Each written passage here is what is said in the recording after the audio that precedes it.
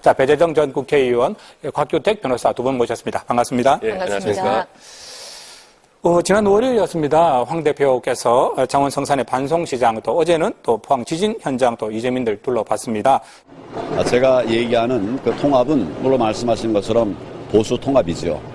그리고 가급적이면 큰 통합이 되었으면 좋겠는데 통합의 목적은 이 정부의 폭정을 막아내는 것입니다. 대한애국당 후보가 한 0.8% 가져가는 게 너무 아쉽죠. 예. 그게 저희한테만 왔어도 사실은 이번에 창원 성산도 이길 수 있었어요. 판은 통합해야지만 다음 선거에서 승리할 수 있다라는 그런 우리가 교훈을 얻지 않았나 이런 생각을 합니다. 당내 분위기 그렇습니까? 어떻습니까? 예, 지금 뭐 말씀은 하시지만은 구체화된 면은 조금 시기적으로는 좀 이르다고 보여집니다. 네. 원래 당내당 통합이라고 하는 게 그 당내의 정치 역학도 고려를 해야 네네. 되고요. 또 당과 당이 통합했을 때 과연 시너지 효과를 낼 수가 있느냐 네. 이런 걸 고려를 해야 되는데 네. 물론 지난 보궐선거에서는 통합의 필요성은 제기가 됐지만 네. 지금 시점에서 과연 바른미래당과 네. 또 대한애국당 또 자유한국당이 통합을 했을 때 네네. 각자의 입장도 다르긴 하지만 네. 과연 내년 총선에서의 상승 효과를 극대화할 수 있느냐는 건 좀 의문이거든요. 네. 결국에는 금년 말이나 내년 초에 다가올 네네. 구체적인 그 총선을 대비한 시점에서 네. 더욱 좀 구체화되지 않을까 이런 생각이 들고요. 지금 원론적인 이야기를 시작한 것에 불과하지 뭐 구체적으로 어떻게 진행되고 있는 것은 아니다. 그렇다고 보여집니다. 이렇게 보면 지금 뭐 내년 총선에서 곳곳에서 박빙의 승부가 벌어질 것이라고 이야기를 하고 뭐 내년 총선에 대한애국당 지금 모든 지역에서 후보 다 내겠다고 지금 공언하고 있는 상황이란 말이죠. 대한애국당이 어떤 부분과 통합을 할 것인가 이런 부분에 대한 고민들을 좀 진지하게 하긴 해야 되겠습니다. 그렇습니다. 예, 결국 그런 고민이 금년 말 내년 초까지 이어질 것은 분명한 것 같고요. 네. 다만 지금 말씀하신 것처럼 네. 대한애국당이 가지고 있는 정치적 스펙트럼, 네. 또 바른미래당이 가지고 있는 정치적 스펙트럼, 그러니까요. 그리고 이것이 과연 자유한국당과 합쳤을 때 네. 1+1은 2가 되는 효과를 얻을 것이냐 네. 하는 건 의문이거든요. 예, 그리고 지금 바른미래당의 유승민 대표도 뭐 통합 생각하고 있지 않다 이렇게 말씀하셨고요. 또 네. 대한애국당의 조원진 의원도 네. 우리는 통합하지 않는다 네. 이런 입장을 밝히고 있는데 이것은 분명히 지금 각 당의 내부에서도 그런 통합을 두고 좀 의견이 갈려 있기 때문에 네. 지금 당장은 어떤 구체적인 통합론을 이야기하기에는 조금 시기적으로 빠른 것 같고요. 한국당 그만큼 부산 경남 지역이 중요하다고 판단하고 계신 것 같고요. 황교안 대표 이번에 그렇습니다. 하시는 걸 보면 그죠? 네, 예. 그래서 그런지 뭐 내년 총선에 황교안뿐만 아니라 김태호, 뭐 홍준표 이런 분들이 부산 출마 이야기까지 하고 있는 상황입니다. 네. 이거 어떻게 보십니까?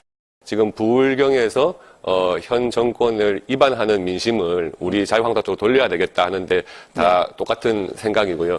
특히 내년 총선 같은 경우에는 지금 부울경 지역이 전국적인 판세를 가름할 수 있는 지역이라고 보고 있습니다. 네. 당 대표 입장에서는 당연히 뭐 그런 곳에 필요하다면 당연히 출마도 고려해야 될 상황이고 다른 분들도 마찬가지로 다 이 부울경 지역에 기반을 두신 정치 지도자 아니십니까? 네. 그런 분들이 정치적인 어떤 사활을 걸고 한번 승부를 펼쳐볼 만한 지역이라 생각할 수 있는 거죠. 네, 또 지역적으로서는 또 다른 소식이 하나 있었습니다. 서병수 전 부산시장이 3월 말에 저희 시사만사를 통해서 뭐 정치를 재개하겠다라는 그런 뉘앙스의 이야기를 하신 이후에 부산 동구에 사무실을 오픈했습니다. 서 전 시장님 지지 기반이 해운대였지 않습니까? 해운대 구청장도 하시고요. 예. 동구에 마련하신 것을 뭐 정치적인 부분으로 해석해도 될까요? 해운대 지역에서도 사선 의원을 역임하신 분이고 네. 지난 지방선거에서 비록 이제 패하긴 했지만 앞으로 부산 지역에서 계속 이제 정치를 이어가신다고 생각을 한다면 네. 만약에 다시 해운대 지역에 사무실을 열고 정치 활동을 재개하시면은 너무 좀 때이른 견제를 받으실 가능성도 있거든요. 네. 그러니까 부산의 원도심이라고 하는 곳에 사무실을 개설하는 것은 네. 뭐 부산시장도 역임하신 분이고 지금 또 원도심 부활을 계속 네. 주장해 오신 입장이기도 하니까 그런 부분에서 조금 정치적인 쟁점을 조금 줄이려고 네. 장소를 선택하신 부분도 있는 것 같습니다. 내년 총선 출마설에 대한 이야기 계속 나오고 있습니다. 서 전 시장님. 그 부분은 뭐 어떻게 보십니까? 근데 이제 방금 말씀하신 부분도 그래요. 이제 분위기와 환경을 만드는 데 기여를 하겠다 이러셨거든요. 네. 물론 내년 총선에 직접 출마하시는 것도 한 방법이겠지만 네. 이제 총선 이후에 다가오는 정치 일정이 대선과 지방선거를 같이 하게 돼 있습니다. 그래서 본인이 물론 총선에서 어떤 어떤 국회의원으로 복귀하는 면도 있겠지만 그 다음에 이어질 지방선거에서 뭐 부산시장에 다시 도전할 수도 있고요.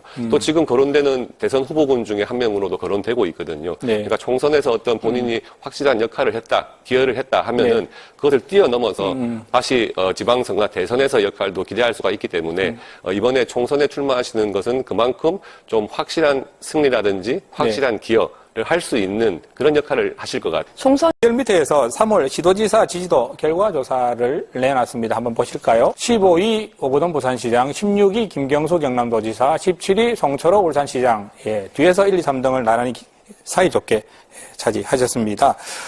왜 이렇게 지지도가 낮다고 보십니까? 뭐 상대방 저 시장이긴 하지만. 네. 네, 그렇습니다. 그런데 제가 지금 이 순위를 가만 보면은요. 네. 이게 지금 전국적으로 어떤 그 더불어민주당의 지역에서의 지지도하고 거의 비슷한 것 같아요. 그러니까 우리 지금 네. 뭐 부울경 지역의 네. 광역 단체장님들께서 조금 순위가 처지는 거는 네. 그만큼 부울경 지역에서의 어떤 현 정부에 대한 반감이 그만큼 높지 않나 하는 네. 생각이 좀 들고요. 그런 측면에서 본다면 오히려 좀 눈여겨보아야 할 부분은 그 서울시장 그리고 네. 경기도지사 이런 분들도 지금 현재 50%의 지지도의 밑으로 나와 있거든요. 네. 예, 그러니까 이런 것을 전반적으로 볼 때 물론 부울경에서의 어떤 그 수치의 의미도 있겠지만 네. 결국 전국적으로 이게 지금 현 정부에 대한 지지도 순위와 거의 비슷하지 않나 하는 생각이 듭니다. 네, 김경수 지사 2차 공판이 내일로 다가왔습니다.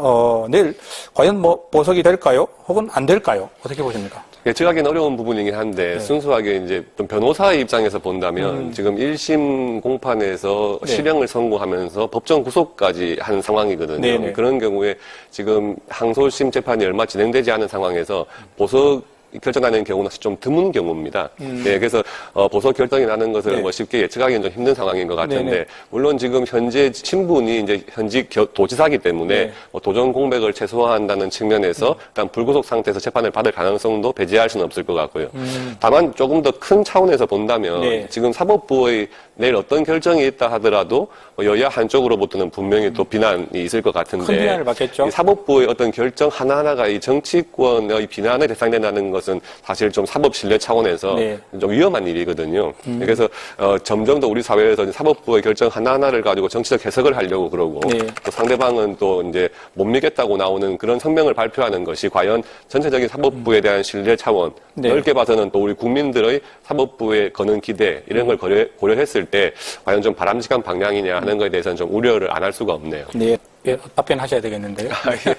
국회가 공전하는 데는 물론 뭐 여러 가지 차원이 있겠습니다만은 거듭된 현 정권의 어떤 야당 무시하기, 예, 또 그리고 독단적인, 독선적인 모습 이런 것이 결국 좀 야기한 측면도 있다고 보여집니다. 다만 지금 국회에서는 이제 민생 현안 관련된 현안들도 많기 때문에 그런 부분들에서는 여야가 함께 좀 머리를 맞대고 우선 통과시킬 사안은 좀 통과를 시키고요. 다만 정치적인 쟁점이 있는 부분들은 보다 더 적극적으로 좀 타협과 양보를 함으로써 또 정치적으로 해결해 나가는 그런 모습을 보이면 좋겠고요. 추경